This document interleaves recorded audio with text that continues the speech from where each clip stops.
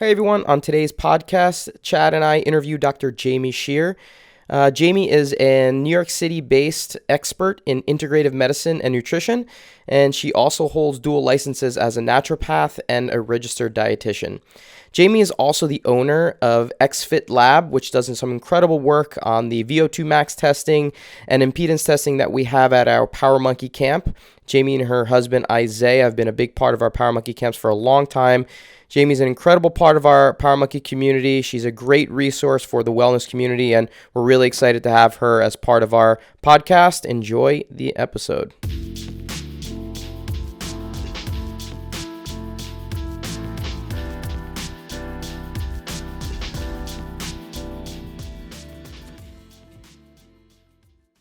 All right, we are back with another podcast. Jaime is here with us. Jaime, thanks for taking the time.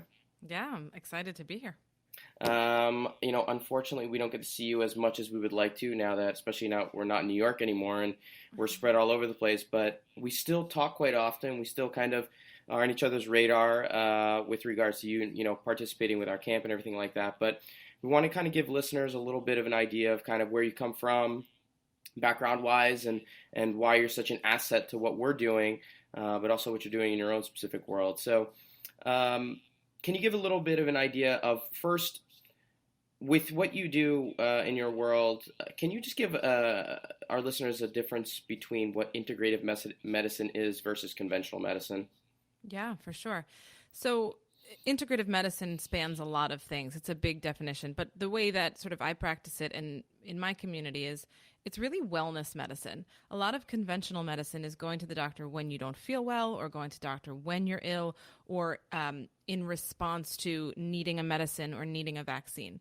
And my world of medicine is about wellness. It's about preventing those things, preventing needing those things, and or maybe how can we feel better than we already feel even when there's nothing wrong. So a lot of my clients, they're healthy, they're well, they're fit, they work out, they eat good, but they're like, I want to feel better. I want to perform better. I want my skin to look better. I want my stomach to function better. So the easiest way to describe it is really attention to wellness versus illness or reaction to. So would you say that a lot of it is preventative in a lot of ways, in the same way that we kind of, in the physical fitness world, put such an emphasis on being proactive when it comes to injury, not always reactive when it comes to injury? Would you say that it's similar in terms of your approach of trying to make sure that your approach is not just always reactive once you have an illness going on?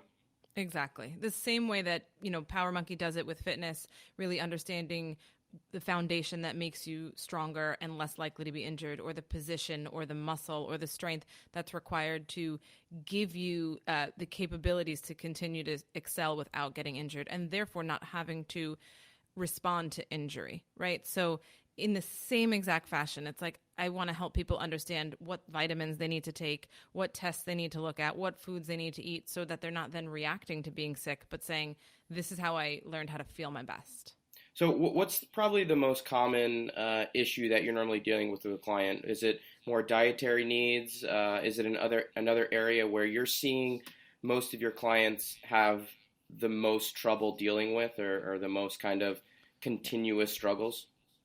I can give you 3 areas. So it's food, it's supplement, and it's lifestyle. So in the food world, for me, it's really people who are like, I eat healthy, I eat well, and it's not working. So I eat super clean, I eat lots of vegetables, I eat good proteins, and I'm still bloated, or I still have constipation, or my stomach still doesn't feel good. And they've ruled out all the big and the bad and the ugly, and they've been to the doctor, and there's nothing wrong with them. So they're like, I've got to be eating something that doesn't make me feel well. So that's the most common thing I see from the food side. From the lifestyle side, it's I'm exhausted and I can't, but I lay down to go to sleep at night and I can't fall asleep. I'm tired, but I'm wired. Or I have no energy for my workout in the morning, but when I want to go to sleep at night is probably when I do my best, right? So it's these lifestyle things that people don't know how to fix, and they're problematic in their wellness. They're not necessarily classified as illness. Or they might be saying, I'm not willing to take sleep meds. I want to figure out how to do this for my own body. So that's more of like the most common in the lifestyle. And then in the supplemental world, it's just such a confusing and tumultuous journey to figure out what to take, right? So what's good, what's not good, what ingredients should I avoid? Do I need to take protein? Do I need branched chain amino acids? And sort of the individualized medicine aspect of that. What should they take? What type should they take? What brand? Is it good? Is it safe? Is it healthy? That's the third probably most common thing I see. All right. So, I mean, there's a lot there, right? There's a lot of, and being able to attack each of those things individually is, I mean, just incredibly complex in and of itself. I'm just looking at it from the lens of my own personal background. Whenever you tell me those things, I'm like, oh yeah, I can't do that. And oh yeah, I really have struggled sleeping. And you know what I mean? So I'm curious, like, what kind of things do you recommend? Say someone is having trouble sleeping. What do you notice as being a huge factor when it comes to something like that? Is it stress levels? Is it, hormone levels kind of being all out of whack? What do you normally recommend when you say someone, comes in and is like, yeah, I have really trouble sleeping. My diet's great. I work out all the time, but my sleep is kind of my biggest area of need. So it sort of always goes back to the same thing, which for me is the awareness, right? Awareness is a superpower. So people will come in and they'll be like, I can't sleep. And they'll have taken gummies that have melatonin and magnesium and, they're wondering why it's not working. But it's sort of like if they fixed one aspect of their handstand, but they didn't fix the whole thing, like all the parts have to be in place. So the way that I would look at it is say, well, we have to look at your stress levels, right? Are you taking pre-workout at 3:00 in the afternoon and it's keeping you up at night? Or are you laying down to go to sleep and you can't shut your brain off? It's literally just thought after thought after thought. And that then it triggers a cycle where people are just thinking and thinking and then they're trying to go to sleep. It might even be something like people who are super sensitive to blue light, right? They're on their screen and they're not realizing that's triggering a wake cycle. So for them, we put blue light glasses on. I think the reason that we can't sleep or have difficulty falling or staying asleep is largely connected to how on we are in the world and how much we do. And I don't think that it's a bad thing, but I think with the forefront, like how quickly we receive our information and how much we're capable of doing makes it really hard to shut off. Like the idea of meditation, the idea of slowing down, the idea of chewing our food slower, it's really hard for people because they're, they're just doing and doing. I think why a lot of what I do has gained interest in your community, in our community, in Power Monkey, is because that's already a targeted audience of people who are like, I want to feel good. I want to work out well. I don't just, they're not there for PT and injury, treatment. They like, I want to look good. I want to feel good. And it's that sort of core foundation of like, what can I do to be my best? Yeah, it's so funny that you say learn to chew your food slower. I have a hard time doing that. And I've heard Mike Malloy, the Power Monkey nutritionist, say that many, many, many times to many people. And I find myself all the time just chewing really, really quickly, trying to get it in so I can go back to work. And I do also have trouble shutting my brain down at night. It takes me hours, of laying in bed. What would you recommend to someone, and this is just for my benefit, I know I'm sure that some of the listeners have trouble with it too, but what would you recommend for someone that is in the case of I have a hard time going to sleep because I just can't shut my brain off? I know that Chris Henshaw as well, we just had this conversation the last trip that we took. He talked about how hard of a time he has shutting his brain off, and he'll go to sleep for 2 or 3 hours and wake up, just feel like he's wide awake because he can't stop thinking about what he's working on. So he just basically has to get up and go to work. So what are some of the first steps that you would take with someone in that situation? Yeah. Which in some sense is such a blessing to love what we do so much and to be so passionate about it. Right. And I fall victim in the same place where if I don't work really hard at it, I can, ruminate over all of the exciting things that are happening and the checklists of things. But one of my favorite things is GABA, G-A-B-A. It's GABA aminobutyric acid. And I like it because the risk-benefit ratio is low. It's very safe. So people can take like 500 to 750 milligrams of GABA in the evening, either after dinner or before bed. And what it does is it stops that racing mind. It stops like that sort of constant race. And the reason why is because it's called an inhibitory neurotransmitter. So to give you an example, you're driving down the street and all of a sudden a cop pulls you over, right? You immediately feel like you're going to have diarrhea, even though nothing happened to your stomach, right? Like you're still sitting in the same spot. You didn't eat anything different. Like it's this fear, like this incredible influx. And what happens is like serotonin and certain neurotransmitters, they flood the gut. and then the body's response is they have to get rid of it, right? And it's a little bit more complicated than that, but for the purpose of what we're talking about, it's neurotransmitters that work in our brain are made in our gut. And when they're out of whack, that can cause us to be more anxious, more depressed, more stressed, all of those things. Well, GABA is an inhibitory neurotransmitter. So one of the things that makes us think and sort of have so many thoughts and be so anxious, even though anxiety is always coined as a bad thing, but anxiety is not always bad, right? It can be positive anxiety. So one of the reasons that that's happening is an increase in neurotransmitters. Well, GABA comes in and inhibits some of those to sort of create a calming effect at night. So I like GABA or GABA and theanine together, which is a similar supplement that they're often seen together, just to help people calm down. Now, the cool thing about GABA is it's not a sleep medicine. You could take it at 9 o'clock in the morning if you found yourself just sort of all over the place trying to focus on a million different projects.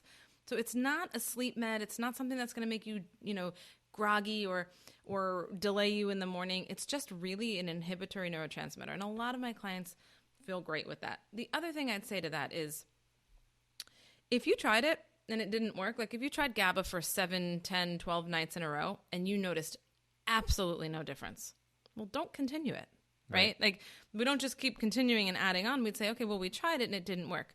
I would then challenge you to say, did we try the other things? Did we put blue light glasses on? Did you shut the screen off or your emails 30 minutes before bed? Like you look at all these influential speakers and successful people in business, and there's very strict routines around like shutting off email 30 minutes before bed, shutting off certain things that are stimulating to do exactly what I just said, which is inhibit those really excitatory neurotransmitters.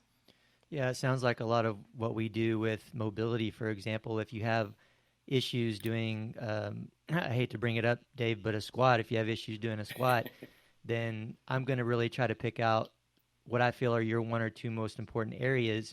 We're going to try a drill, and only those 1 or 2 drills. And if they're working, guess what? We're going to keep doing them.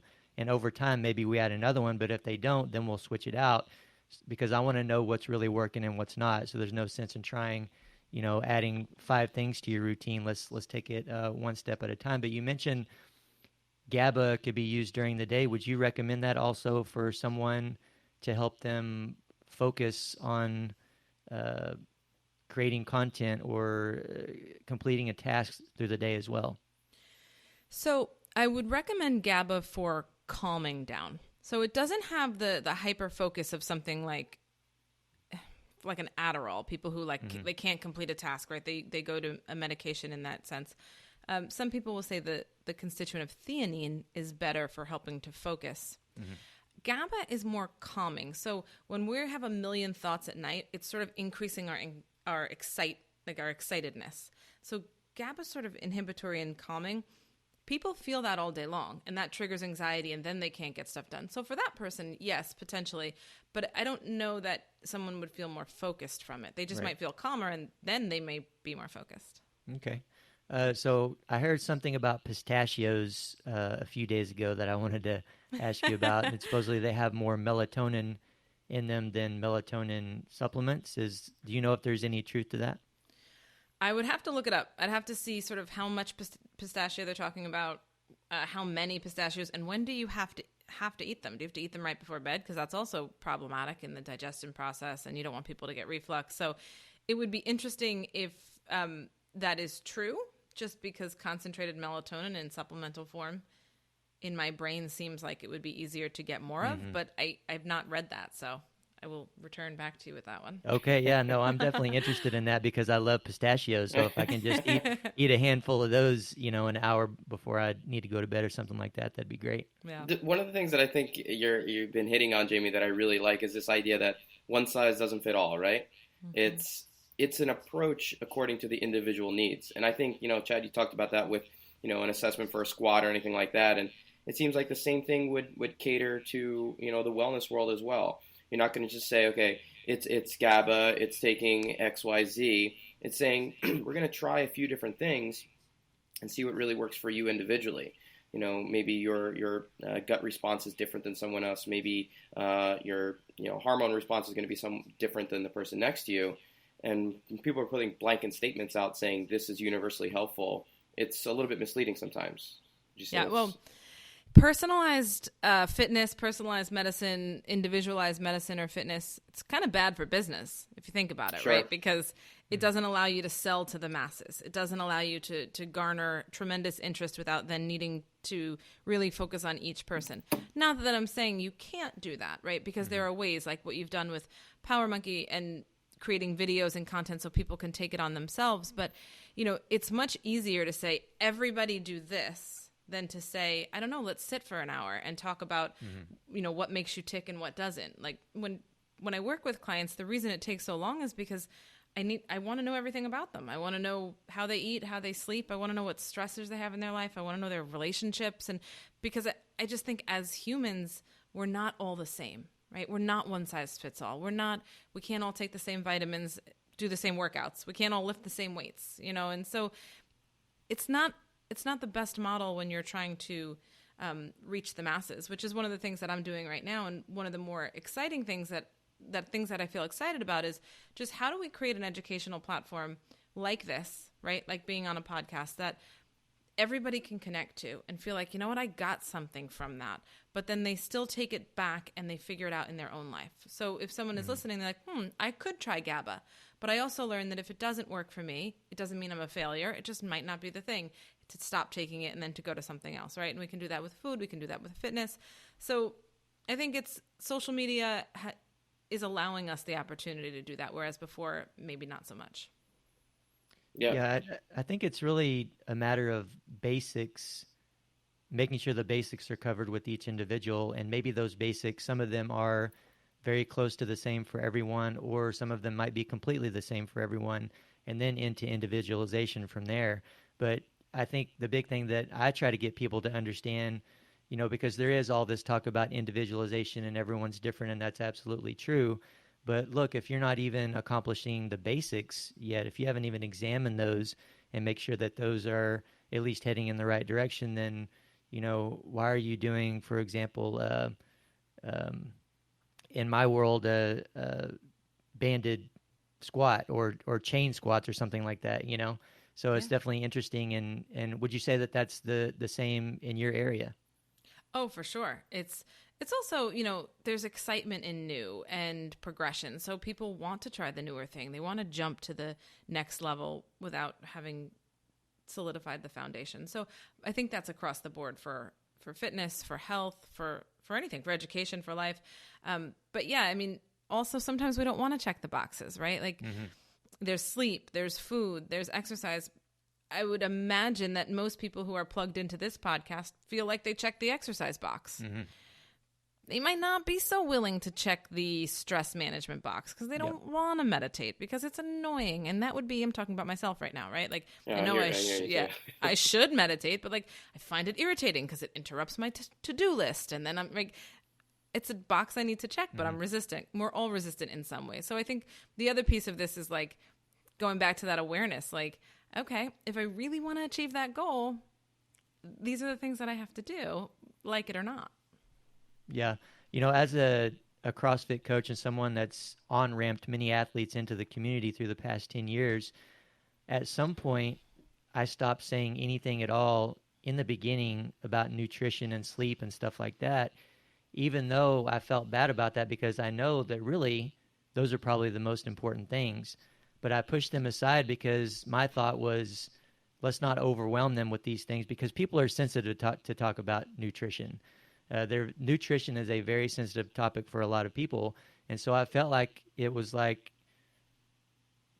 and I could see in their mind, they're thinking, look, I've made a commitment. I'm in here in the gym. I'm going to come in and I'm going to work out and I'm going to try to develop this routine of being in the gym and working out. So nutrition is a little bit too much for me right now. Worrying about all these other things are a little bit too much for me right now. So my thought was that if I can get them into the gym with the one goal of getting into the gym on a regular basis, and then after a little while of that, maybe then we can start to talk about nutrition and sleep and stuff like that. Is that and here's the thing, I still don't know if that's the best way to do it because I know how important nutrition and sleep are. And really in the end, if they come to me after a couple months and they've not lost any weight, then my answer to them is like, look, it's what you're eating. It's simply what you're eating. You need to change that. So Would you say that that approach is appropriate, or would you try to develop some sort of method and routine as an on-ramp coach to establish sleep and nutrition first? Man, that's a good question. I mean, I'm sort of biased, right? Like, likely answer is going to be, yeah, they have to establish it. And that's a little bit of my bias. But I also think that we all have a responsibility to self. We all have a responsibility to, whether it's eating healthy, getting enough sleep, exercising, to do the things that are not just good for how we look, but setting up health and longevity and all of those things. So I don't know that somebody needs to change their nutrition right away in order to, gain 10 pounds of muscle and lose 12 pounds of fat or something. I don't know that the goals need to be that specific in the beginning. If they're coming to you saying, man, I just want to get this exercise down. I want this to be a part of my life. But I think that it's an appropriate time to say, hey, listen, if you're going to be working out this hard, you got to make sure you're hydrated. You got to make sure you're fed, right? Like you don't have to necessarily start counting and weighing and measuring your macros, but you got to pay attention to make sure that you're at least feeding your body, because that's huge, or that you're drinking enough water, et cetera. So it goes back to that sort of individualized, everybody's going to be motivated in a different way. Food is interesting because it's cultural, it's social, it's emotional, it's connection, it's childhood. And it's also manipulated tremendously by what we should look like, what we should be doing, what we shouldn't be doing, creating a lot of guilt, frustration, confusion around it. And sometimes just sort of decoding that and helping people feel like what I'm doing right now is enough, or what I'm doing is okay, is a huge win for them, because then they can feel like, all right, well, I'm not failing everywhere. And it's something that's sustainable too, right? I mean, anything that you recommend, and we talked about a little bit this with Malloy too, the idea of whatever you're prescribing from a nutritional standpoint, it's got to be something that people can actually sustain and keep going, rather than trying to hit a target number or feel like they, did something one time and say, okay, I did it, now I can move on to or back to what I was doing before. So it really has to be something that's sustainable. The analogy I give to a lot of my clients is it's a pendulum swing, right? And when the pendulum swings from either extreme, we can't stay there. So if you're cutting out all your carbs, or you're eating 200 grams of protein a day because you've got to hit this goal, you're in one side of the pendulum and you can't stay there. And the opposite is true, whether they let go of the entire diet or supplements or fitness, and then they stop going to the gym and they stop caring, and the pendulum has swung to the other side. And where we as humans feel our best is when our pendulum is balanced in the middle. So I just always ask people, like, what are your swings? Are they, what do they look like? Everyone's is a little bit different. Let's define them. And you could argue the same thing for exercise, right? Like, you're there 7 days a week, you're there 0 days. Like, what feels good? And when we can get that pendulum in the middle is inevitably when every human feels best. So it seems like the pendulum will always be swinging. What you're trying to do is more minimize the range, right?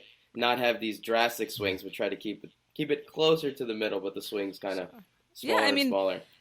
You're an Olympian, so you know that like the 3 months prior to the Olympics was a very different time in your life than maybe the 3 months after, right? Those are two hugely different swings. Like, they have dedicated time. Somebody who's maybe, a games athlete, like their months leading up to the games are very different than their day to day, but how sustainable are both sides of it? And I want people to figure out, and like, not all of us are games athletes or Olympians. Like, we're all humans and we want to feel our best. So for most people, finding out that middle and swinging it less is more successful than like, I'm going to count macros and weigh everything every single day. Like, no, you're not. You're not going to do that for the rest of your life. When people come in, they're like, I'm on keto because I want to lose weight. I'm like, okay, see how long it lasts. But it's a pendulum swing, right? And so what can we learn from that we can then incorporate into your everyday, so you actually are able to do this for a very long time?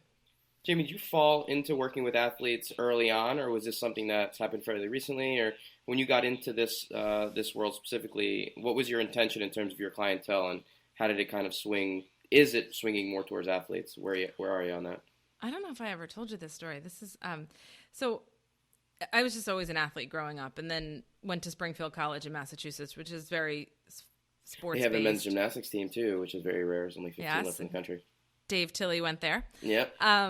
So I've always been athletic based, and I knew when I was 14 that I wanted to be a nutritionist, which is just weird because I don't even know if 14-year-olds know what nutrition is. But So I went to Springfield. I was an athlete there. I was a diver. Growing up, I was a gymnast. Just, I mean, if a decent enough, not, professional, but like I've always really loved sports. So I decided that I would be a sports nutritionist.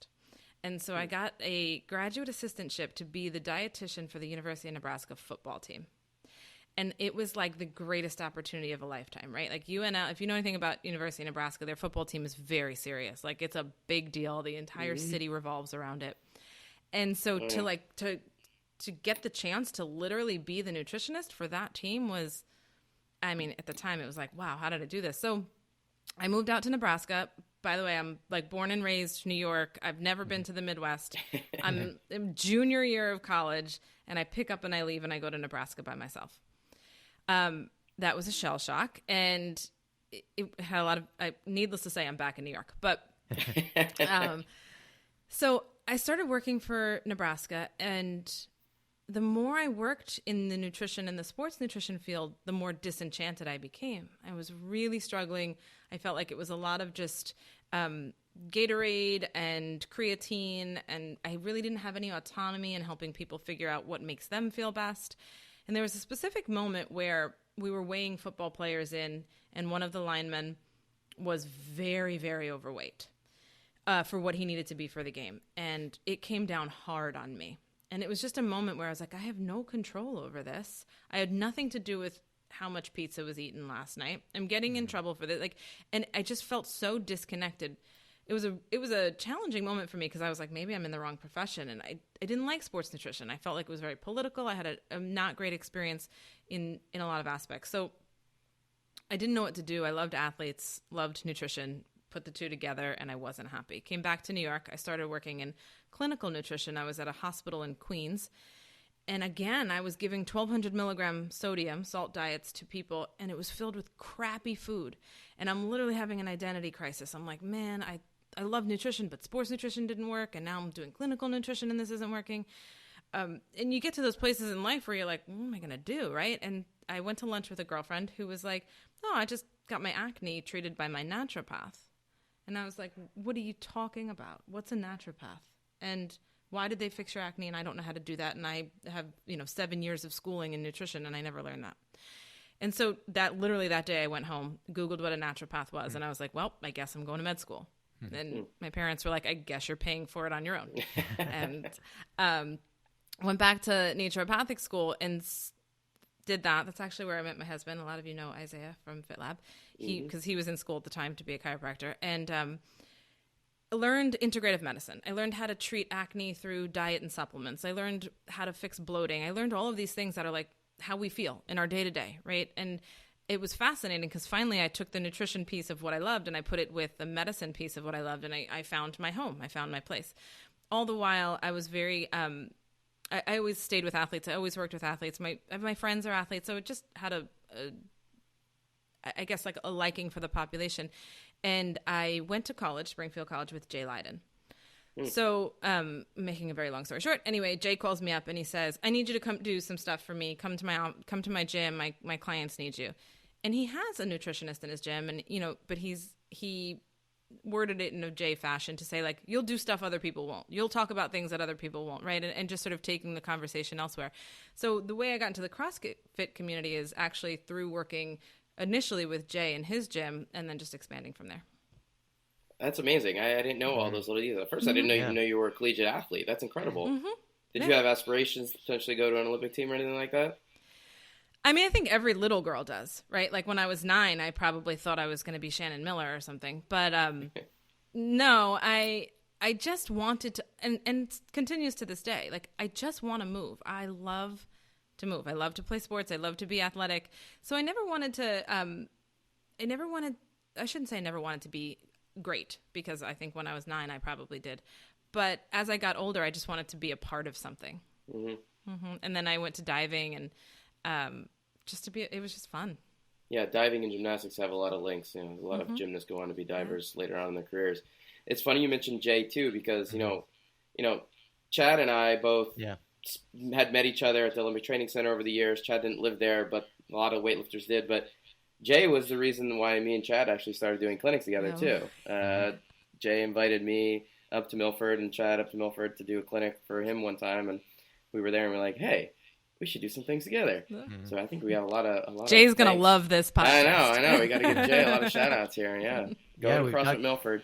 Yeah, we've talked about it before. He's, a lot of our stories, people from Power Monkey kind of track back to Jay in some way. So that's, he's definitely done a lot, and it speaks volumes to him of how interested and eager he was and open he was to really seek out experts in individual fields and bring them to his gym for his community. So incredible what he's done and what he's been able to do. And Jaime, I wonder, that's how you kind of were sucked back into the fitness community and CrossFit specifically, but how did all that lead into XFit Labs and what you guys are doing with that? Yeah. So initially I was just working with a lot of Jay's athletes on integrative medicine, nutrition stuff, right? So supplements and performance sports, weight, all of that.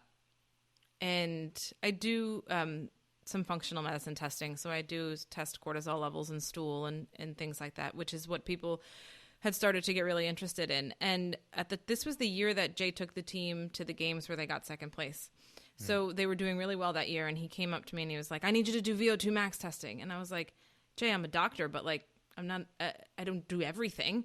And he's like, yeah, but if anyone's going to do it, you're going to do it. Just do it. And I was like, what are you talking about? Right. You know how Jay is like, he's sort of like passionate, but also very persuasive. And like, and I was like, I mean, I'm sure I can, but like, for what? And he's like, I don't know, but I think we need it. And I think we need to do it. And, in true Jay fashion, he's like, let me talk to Isaiah. So, my husband's a chiropractor. He's like, Isaiah, this is what we need to do. And Isaiah was like, okay, let's do it. Let's buy the equipment. And I'm like, okay, and so Isaiah and Jay and I, got together and figured out what this would look like. And Isaiah and I went out, we bought all this equipment, and we spent a couple of months learning how to use it and throwing all of Jay's athletes on the equipment. And this wasn't a business at the time. This was purely just like, we're, a little bit nerdy and a little bit sciencey and a lot interested in sports and athletes. And so we started just putting all Jay's gym members on this equipment. And just one after another and changing the protocols. And it was kind of fun. It was a lot of learning. I had some exercise physiologists join us for it. Some people who had studied exercise science, really just looking at like, how could we manipulate the data? Does it even matter? Is it effective for CrossFit? Because we didn't know any of these questions. And in New York, really, there's 3 places you can go. Hospital for special surgery, Yale, and another place. They were far away. The data interpretation wasn't great. And it's very expensive. So we were like, okay, well, we're going to make this more affordable. We're going to bring this to their gym so they don't have to go somewhere. And then I'm going to give it to Jay because he's going to talk to them about how it affects their exercise. And it was just born that way. And it was really interesting the way that people wanted to do it. They wanted it done. They wanted to know the information. And then Jay said, you got to go to Solace. You got to go meet Dave at Solace. I was like, and, I'm in New York. So Isaiah and I picked up our equipment, brought it out to Solace, tested all of you guys, and then Dave was like, you got to bring this to camp. Yeah. And here we are. All right. Well, let me say that I'm still not one that wants to do the I know. VO2 max test. I've seen it done Have you many still times. not done it, Chad? Power Monkey camp. Well, every time you guys ask for a volunteer, I duck my head and run and go Disappear. to the bathroom or something like that. How have I not known that? How have I not known that? Chad, you are the next volunteer. Like, Oh, no. I mean, we literally just got service this year. This past time when we were at camp was the first time. Weightlifters have no interest in any of that stuff at all. Well, it's amazing. I can't let Service win, so maybe I got to get on There you there. go. But as long as Dave, that can be my punishment for losing. Oh, no. I have something else planned for you for that. Okay. Yeah. Okay. So, Amazing. connection to the athlete world now with XFit Lab, with you working more with Isaiah, how much of your business has switched to working primarily with athletes, or would you say that you're still working with general population quite a bit as well? Is it a mix of the two? And if you had your preference, would you work primarily with athletes? So I think there's been a really interesting trend in the past 3-5 years, which is so many adults are athletes now because fitness is so popular and because boutique fitness exploded and we're so interested in feeling our best. So, when I have clients who come in and they work out 6 days a week for an hour or 2 a day, not because they're trying to be an athlete, but because that's sort of that's their community. It's their team. It's what makes them feel good. In my head, they are athletes, right? Like that Sure. makes them an athlete. And so most of my clientele are people who are into fitness and who are into healthy lifestyles and eating and all of that. And, you know, they're well, but they want to then figure out how to get off their medication, their sleep medication, or they want to figure out how to lose more weight or whatever it is. And that's the people who find me. I call it wellness medicine because it really is people who they feel good enough, but they want to feel better. And it's the landscape of the community and fitness and how much it's grown and how big it is right now. I mean, 20 years ago, this was unheard of, but how interested people are in fitness has allowed my practice to still be, if you will, lay people who are athletes. Mm-hmm. You know, I'd rather work with that person than with a professional athlete who has restrictions on things secondary to their team, et cetera, because the person who can come in and sort of own what they're doing is really a very satisfying person to work with. So to answer your question, my community is wellness. It's a lot. I mean, it's probably 80-20 women, just because women go to the doctor more and they're interested more, you know, it's more, a little bit more wellness based, but not all. I definitely have a fair share of men who are like, you know, I want to see my abs or my stomach is bloated or something like that. You think New York City is kind of a hub for this? Would this kind of thing succeed in Lincoln, Nebraska as well? Or is kind of New York unique in the sense that, you know, you have people doing these kind of things at a little bit of a higher level? Bigger cities kind of equate to people looking at fitness in a little bit different way? I don't think I could have grown my multiple businesses in any other city than New York the way I have in New York. I'm not saying they wouldn't thrive, especially now that a lot of things are moving virtually, but the clientele that I have really came from New York City being a culture of fitness. I mean, boutique classes everywhere. It's where these things are all starting. It's where they're getting popular. You know, if we look at Peloton, for example, like all of the Peloton instructors and the trends of Peloton, like, you know, if a Rebecca Kennedy can come into the office and then she can talk about it, then the people who are in the same class can. So definitely being in New York has helped me grow. But at this point, I think now people are really starting to be virtual and okay with that. Mm-hmm. But yeah, I do think. Go ahead, Dave. Yeah, so I just wanted to bring it back to, you know, you being involved with what we're doing at camp and everything like that. But one of the things that we're expanding into is our retreat side, and excited about bringing you and Isaiah out to Greece with us this summer. And we're going to be offering some of the things that you offer to your regular clients to the people that are attending that camp. And I got to test out a few of those things prior. And can you go over a couple of the things that you had me test and kind of what those are looking for? I'm happy to go over some of the things that were very sketchy on my results. But yes. I'd like you to go over a couple of things that you're offering at some of our more expanded events.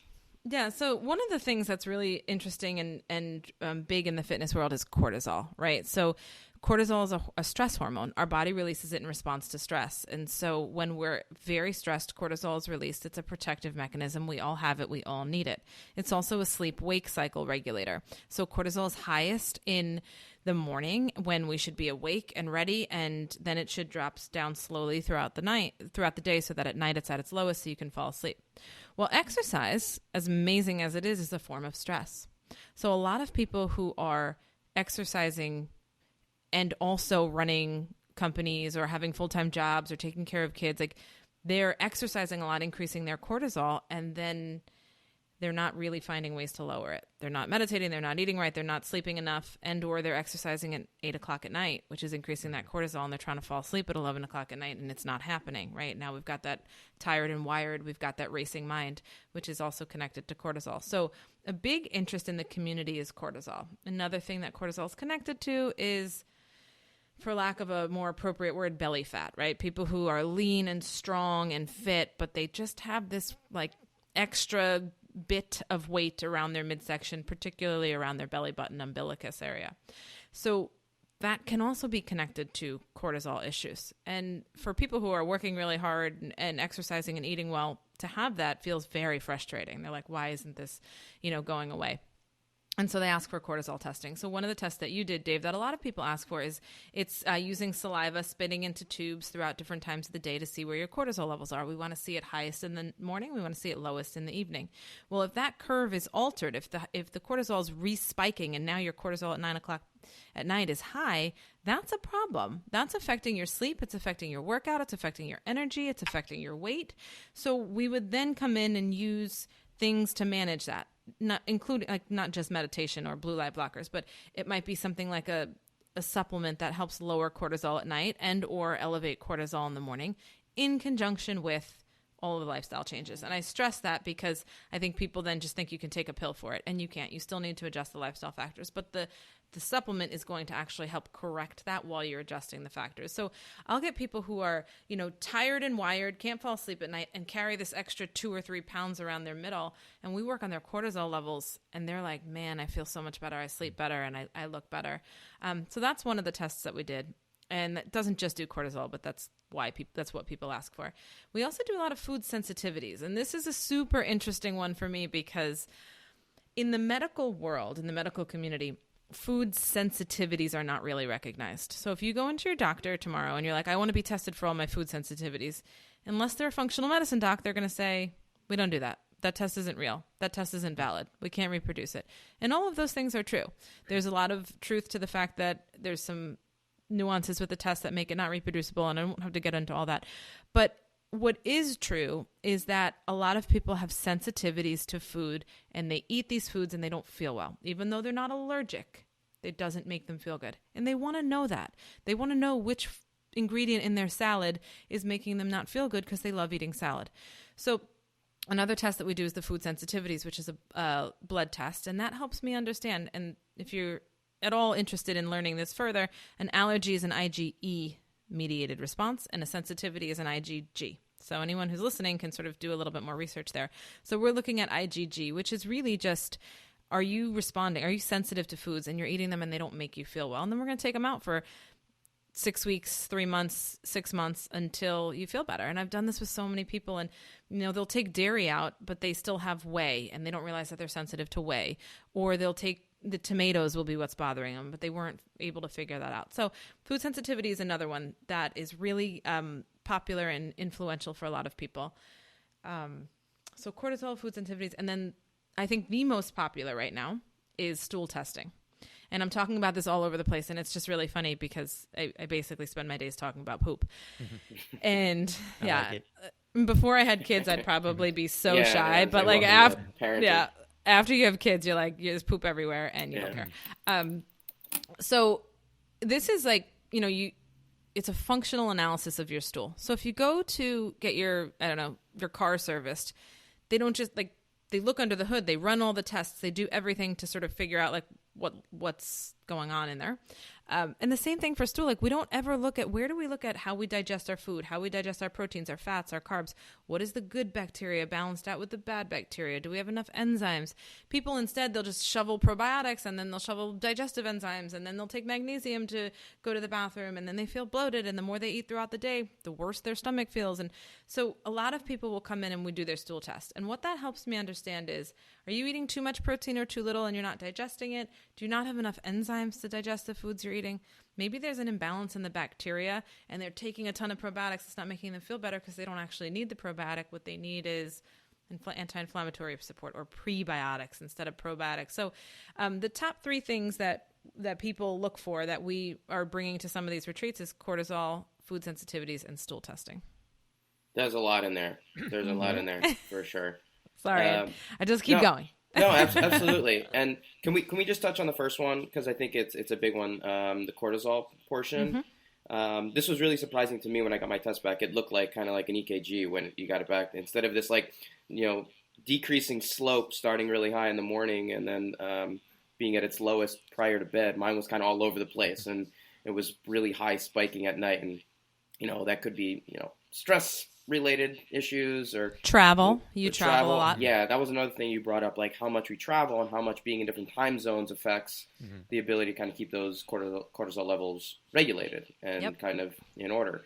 But I was really surprised when I saw that. And when we were talking about sleep from before, I have nights when I just can't sleep. And for me, being able to kind of recognize that and to be able to kind of start addressing the cortisol levels is giving me at least a path towards being able to, become a little bit more regular with sleep. You talked a little bit about sleep before. Would you say on this like list of important factors, would you say cortisol is kind of one of the top factors in preventing people from getting regular and consistent and appropriate sleep? Mm-hmm. Yeah, I think we are really stressed. I think we work a lot, we exercise a lot. Our food may not be the best. The world is stressed right now for a whole lot of reasons. And that stress manifests physiologically. And one of the ways is cortisol. So I think we have what a lot of people will recognize the words, and I don't like to use it often, but sort of adrenal fatigue, which is this constant outpouring of stress hormones that eventually the body becomes, almost resistant to, in a sense, and makes it really hard to feel best. And so, yeah, I think cortisol is a big issue. If you really look at the literature, what helps us manage our cortisol levels are the things that are so hard to do. They're meditating. They're going to bed earlier. They're, paying attention to time zones. They're optimizing your protein intake. Like, they're tough things to do when you're running companies and you're exercising and you've got kids. And, but like what you're saying, Dave, is that you sort of needed to see this to really identify and recognize that, okay, I've got to work a little harder over here because that's going to allow me to be more productive over there. Yeah, it just gives you a direction, right? Mm-hmm. You can pinpoint things a little bit better rather than saying, I've tried everything. I work out. I eat as well as I possibly can. I'm trying to keep my life balanced, but it's still not working out. Why the hell not? Yeah. So at least gives you the ability to check off, okay, I'm trying this. Does it work? Does it not work? Okay, move on to the next thing and see if, this is an area where I can start to focus. So I think that's been incredibly helpful that you've been able to give me, and I know a lot of other people that have attended Power Monkey Camp and other coaches, direction. And you've been able to kind of give them the ability to kind of, like you said, check boxes on what works and what doesn't work. You mentioned adrenal fatigue. I've heard a lot of kind of like conflicting information about adrenal fatigue as to whether or not it's a real thing or not. Can you expand a little bit about, what it is and what your take is on the validity of it? Yeah, for sure. It's similar to how in fitness, like, we can take the squat to bring it back to sort of the focus here. How many different ways can you argue that the squat should be done correctly, or what the, the right percentage of weight is, or what the right learning curve for it is? And I think anytime we have a concept, there's always going to be opinions on it. And so the adrenals, which are glands that sit above your kidneys, they're stress glands in your body. When the adrenals are diseased, there's something called Addison's disease. It's very, very serious. So conventional medicine, or normal, regular medicine, looks at the adrenal glands as either diseased or not diseased. They don't look at it as, well, what if the adrenal glands are not diseased, but they're not functioning, or they're emitting too much cortisol because of stress? Well, the conventional medical community would say, well, the body's stressed, so the adrenals are giving more cortisol, so that's a response. It's not disease. It's working the way it should, which is true. There really is, in the world of adrenal fatigue, it's a word that's made up to describe symptoms. It's not a diagnosis, which is why people get really confused. Like, is it a real thing? Is it not? Very similar to like how people say leaky gut. Is it a real thing? Is it not? What they are they're a triad or a myriad of symptoms that a lot of people feel that are very real. But because they don't fall into the disease model, they don't get recognized as real. And so then come more integrative or functional medicine approaches that come around and say, hey, we don't need to wait till people are, big, bad, diseased and dying to address these things. We're going to acknowledge that this is actually a problem before it's a problem. And so functional medicine comes out and says, well, we can look at cortisol levels throughout the day. And we can take from that they're higher than they should be, or lower than they should be, or not responding. And we're going to make lifestyle changes based on those things. And that's what happened. And that's how we got to where we are today, which is like, if I tell somebody I think this is adrenal fatigue, I'm not telling them that they then need medications for the rest of their life and they're sick and they're diseased. I'm saying this is your body showing us and telling us that, you're doing too much, you're too stressed. There's symptoms here that are real and related to this elevation in your cortisol. So there's a territory issue in medicine, which is like, evidence-based, and they want to be able to reproduce it. And it's such a an arduous conversation that would bore everybody here, but the essentials of it are adrenal issues are not, besides the diseases, are not issues of like diagnostic medical disease, but they're people saying, I'm feeling these things. They don't feel good. And I want to be able to do something about it. Does that help? Yep. Absolutely. Okay. Absolutely. It's an interesting place to be. The other role that I wear that a lot of people don't know about is that I'm faculty for Mount Sinai Hospital in New York City, and my job is to teach integrative medicine to conventional physicians. Yeah, this is something I do a lot. That was actually another one of my questions. How is it very separated worlds? Is conventional medicine just completely segregated from interventional medicine, or do you guys work together? Integrative medicine, do you guys work together to try to figure out ways to help each other out, or is it kind of like, no, it's just a world that we don't live in? I mean, from your background, you seem well suited to be able to try to merge those worlds. I'm working on it. Yeah. They're very separate, unfortunately, and hopefully they won't always be. But I would never negate anybody's work. That's just not who I am. I'm not going to talk bad about anything that anyone's doing. What I'm going to say is that they're educated very differently, right? So in conventional medicine, the doctors have zero education in nutrition, maybe one class in an entire, 8 years of residency in school. And in integrative medicine, we believe that food is medicine. We believe that what you eat either makes you better or makes you worse, right? So there's a lot of discrepancies and things there, and there's a lot of territory issues, and it's very confusing. A lot of times what I feel like in humanity is just people think that if you don't do what they do, then what you're doing is wrong. And I just don't think that's true. I think we can all do different things and we can all live together and differences are celebrated, but it's a challenging community. And my job is to bridge that gap in a way that both sides feel that they can work together. Mm-hmm. Yeah, to me that seems critical. It seems like, go ahead, Chad. I was just wondering, talk about the differences there. Would you say there's a percentage of conventional doctors that you know of that are working towards merging them as well? A lot. Okay. Yeah, it's it's continuous. And, integrative medicine is not just like what I'm talking about, but it's also acupuncture, right? It's the practice of acupuncture or the practice of other modalities, whether it's pain management, meditation, yoga could be considered some form of it. So like we're starting to open those conversations more. Awesome. I got to say that I'm most terrified of the food sensitivity test. I don't want to know that I'm sensitive to beer, so I probably won't be doing that test. I don't want to have to cut that out. But Jaime, one of the things that I've heard you say just in regards to like social media is that you want to inspire and inform versus influence. Can you tell us a little bit about how you work towards doing that with everything that you have going on? Yeah, that's probably my biggest passion right now. It's part of why I love what you guys do. It's because you have so much power in the world of social media and people that are connected to you, but you always have information behind it. And I think that's so important and it's so respectful. And so in nutrition, it's really hard. In integrative or functional medicine, it's hard. You can go on Instagram and there's a million influencers who are paid to tell you that they took this supplement and that's, that you should take it too. Right? It's like, I lost all my weight by taking this. You should take it too. And they're making money for that. And it's like, maybe that's true, but where's the information? And so for me, I want people to be inspired to change through information that they learn. I don't want them to be influenced just because somebody who's, pretty and thin or strong and lean puts it on their account and says that they, that's what worked to make them lose their weight. And I think we have so much misinformation out there that people are confused. It's just a really tumultuous time, especially when I see younger people who that's really scary, sort of the way that they're receiving their information is social media.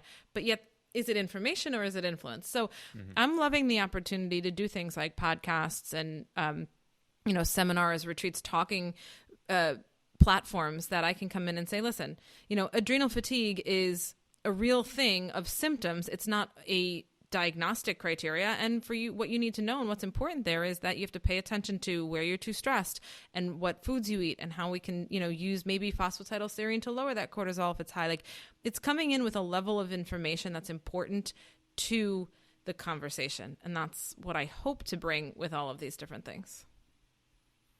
Yeah, I think you're right. It's for me, it's basically the way that I work on social media as well, without even really realizing it. And I loved seeing that you said that, because I've never really heard it spelled out in that way. So I'm going to use it. I'm going to steal that. All right, go for it. I'm definitely going to use it moving forward. Yeah. So, we talked a little bit about travel, and we've kind of hinted towards the world being worried right now. One of the things that I wanted to bring up, especially in the field that you're in, is what is your take on this whole Corona thing? Ooh, you're opening up a can of worms, Chad. I am not an alarmist. I'm not somebody who operates in in fear. So my thought is going to be a little bit less fearful than what others might be. So I'm prefacing. That's my warning to both of you. I think we don't know a lot. I think we know it's similar to things like the flu.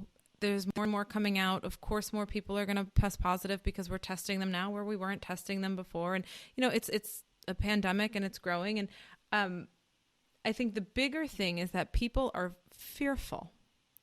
And I don't think that fear serves us well. I don't think it ever serves us well. I think that what we have to do is we have to be smart, we have to be informed, we have to be knowledgeable, and we have to do what feels right. So I just did a post of this on Instagram. What the 3 most important things in preventing illness are? Sleep, exercise, and diet, right? But everybody's out there buying out all the Lysol and, and toilet all paper. the What's immunes with the and toilet yeah, paper? they're going to get stuck in their house for 6 months. And it's worse. So, I think we lose sight. It's what happens everywhere. It's in everything. We lose sight of the things that keep us grounded and that make us feel good. And we immediately jump into this place of fear. It's that pendulum swing. So now everybody's going to have 75,000 rolls of toilet paper and 27 containers of Lysol, but they're going to stop exercising. They're going to stop going outside. They're going to stop eating healthy foods. And for me, the foundation of an immune function is sleep, exercise, and food. And so, yes, you can take, I love elderberry. I'm a huge fan of elderberry. I think everybody should get some elderberry because we actually have seen it prevents the replication of coronavirus and many other viruses, and it's very safe. So there are things like that. Take some elderberry, wash your hands all the time. Don't shake people's hands, give them an elbow, nudge or whatever you want to call it. But I don't think that we abandon the things that make us operate. I don't think we stop life. Yes, we have to be more precautious. Yes, we should be mindful of symptoms and where we are. But there's such a fear-mongering state right now that I think, in 6 months from now, my practice is going to be booming because everybody's going to use so much hand sanitizer that they've killed all the good bacteria in their gut, and everyone's going to have a stomach ache, and everybody's going to be stressed out. So yeah, the elderberry thing is interesting, and I think that's something that people can maybe take and run with there. What is your recommendation on where to get that and how much to take? Actually, on my Instagram, I put the one I like, which is just a syrup from a company called North American Pharmacal. There's a lot out there. When it comes to supplements, this is actually a bridge to an interesting subject. There's so much crap out there. There's so much out there that is just bad. And it's a waste of money. So I always have my clients or in my educational platform say, look for good manufacturing processes. Look for something that says it's third-party tested. Look for something that says that, there's an expiration date on it. It is, done well by a reputable source. I don't send people to the common drugstore to just pick up the cheapest thing on the shelf. I want you to turn it around. I want it to say third party tested or there's something called CMP or GMP, like good manufacturing processes. I want to know what you're taking is a reputable subject. Go online, look at the company. Where are they sourcing it from? Is it organic? And those are the important things, because I could never tell people exactly what to take because we're all in different places. We all have access to different things. And if I say one thing, then that's going to run out and everyone's going to have nothing. So, but if someone says, okay, well, look at this elderberry by Nature's Way and the Sambucol, and I turn it around and there's not a lot of sugar and it has third-party testing, this seems like a good one, right? And so, or, Whole Foods, not that I don't work for them, I should because I promote them so much, but they vet their supplements pretty hard. They do a really good job of saying we will or we won't sell this this company because they put good things in or bad things in. So sometimes I'll send people there. I mean, probably a lot of people listening that live in the Midwest don't have that right near them, right? So that's a little bit more of a New York response. But just check your product out. Make sure that it's somebody's third party testing it. Make sure that it's not just this random person producing this supplement and nobody's making sure what they put in it is really in there. That's great. Yeah. Jamie, I love that. I mean, that's why I always go to you with like anything that I'm about to take and like, does this look okay?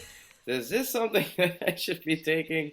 And I think that's such a good approach. In the same way that you want people to take, eat whole foods and not processed foods, the same should go for your supplement, right? It should be something that is of quality, of third-party tested. It should be in organic as much as possible. All of those things that you would be looking for in your normal diet should go for your supplement as well, essentially, correct? Yeah. People forget to look at that all the time. They're like, I'm so clean, and then they'll show me their supplements, and I'm like, did you forget that this is a form of a food, right? We got to look here. We got to see what's here. It is important. It's hard though. There's so much out there. It's so confusing. Every day people are like sending me something like, should I take this? I'm like, I've never even heard of this. Like, who is this? What is this? And so if we can all learn to sort of be a little bit more picky about understanding who made it and where it's sourced from and what's in it, then we're taking that into our own hands and being a little bit more responsible with the things that we choose. Yeah, I love it. I love it.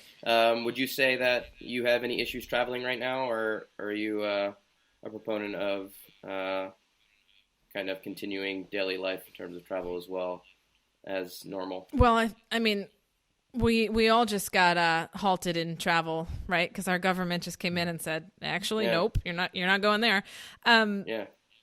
So I think we have to be careful. I think we have to be mindful of where we're traveling to. To be honest with you, my greatest fear in traveling right now, and this is just purely selfish. Being on the subway in New York? No, it's empty. It's desolate. There's nobody on it. It's fantastic, actually. My fear is that if I did travel somewhere, there'd be a ban on getting back, and I'd be stuck, stuck away from my family for 3 weeks or a month. Right. So it's not even that I would get sick, or it would be that I don't want to get stuck somewhere for a month because, someone comes down and says we can't travel to that place anymore.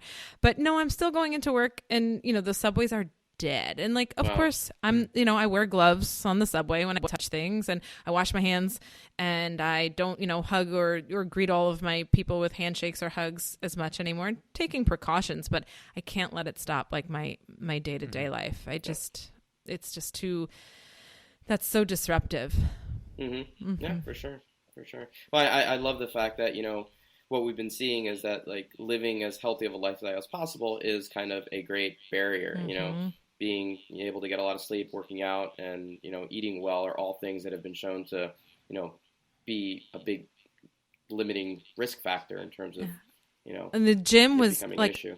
The gym is like a ghost town. I was in the gym this morning with Isaiah, and both of us were like, wow, it's amazing. There's no one there, but, which is sad. Sure, I wipe down the equipment 100 times more than I normally would, but nonetheless, I sweat. And what if they say that's true about coronavirus, that it doesn't sweat and heat? Then I don't know. Maybe we're doing something good by exercising. Yeah, I had somebody write me this morning. One of our former Power Monkey campers and someone that's coming to the retreat this summer too wrote this morning. They're actually in Italy, and they're stuck, and they're in quarantine over there, and they were like, "Please come out with home workouts."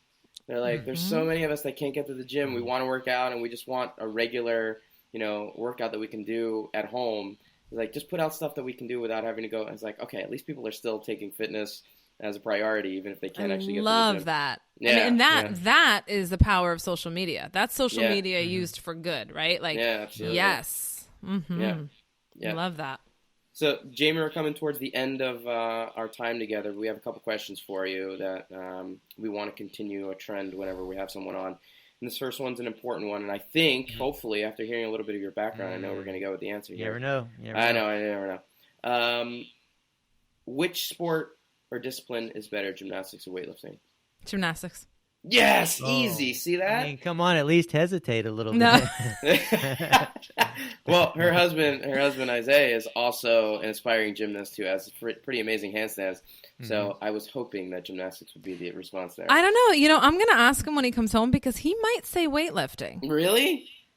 I kind of think he might. Chad, I'm going to let you know because Okay, you know, let he's me know, but obsessed with, Olympic lifting. So, well, we might need to have him on the podcast then, so I can up my number. I think I've only got about 2 points at this point.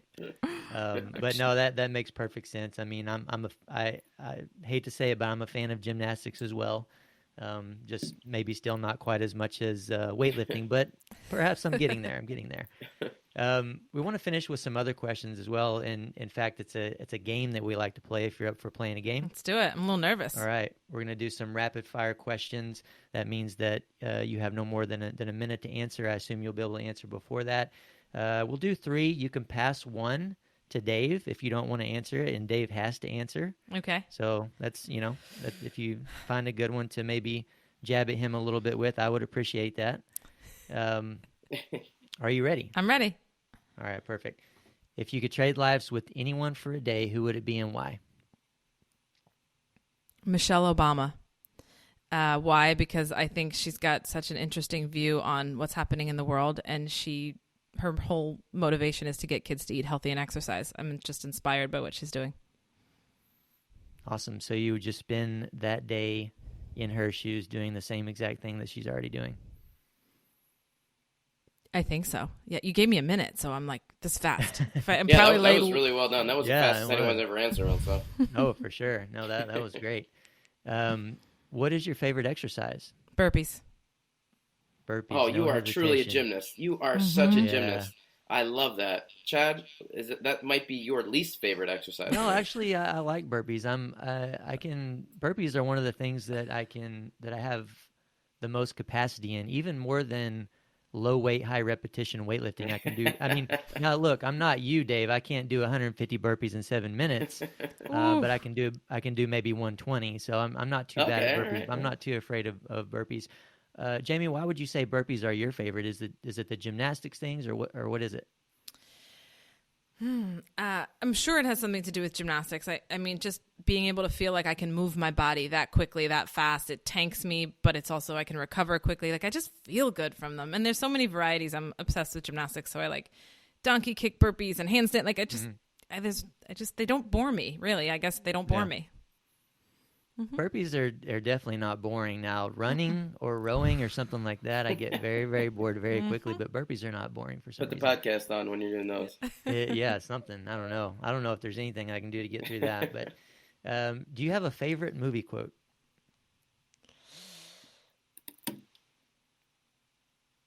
It's a tough one. It's so cliche. I mean, Sarah Jessica Parker in Sex and the City says it's not logic, it's love. I don't know if it's my favorite, but it resonates with me. The New Yorker in you. There you go. Mm-hmm. Yeah, I like that. I like it. Well, I'm bummed that Dave didn't have to answer a question, but we'll finish it out there. Did you have anything that you wanted to leave the listeners with? What do you have coming up that you'd like them to know about? What do I want to leave them with? I mean, I think just to continue to sort of check in with things like this, the Power Monkey podcast. I mean, I'm sort of on this platform right now where I really want people to have information behind the things that they choose to do. I love the field of wellness. So, check in on my Instagram. I'll always post when I'm on a different podcast or on some new platform or there's some way of educating.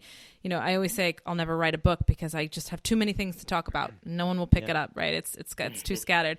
But I think, social media is an interesting way to continue to build an informed platform that we can inspire, everyone to be better at. Well, I, for one, think you should write a book. So maybe think about reconsidering that. I think it would be great. And we certainly appreciate you coming on. It was a pleasure talking to you. And I'm sure we'll be talking to you again soon, probably have you on the podcast again. There's plenty of things that we can cover with you. But for the listeners out there, be sure to head over to powermonkeyfitness.com for services and upcoming events. Check out our Instagram pages for regular teaching and technical content at Power Monkey Fitness, at Dave Durante, and at Ollie Chad.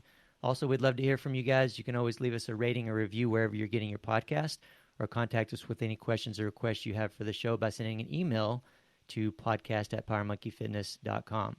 On behalf of Power Monkey Fitness, we're your host. I'm Chad Vaughn with Dave Durante, and until next time, guys, thank you all for listening.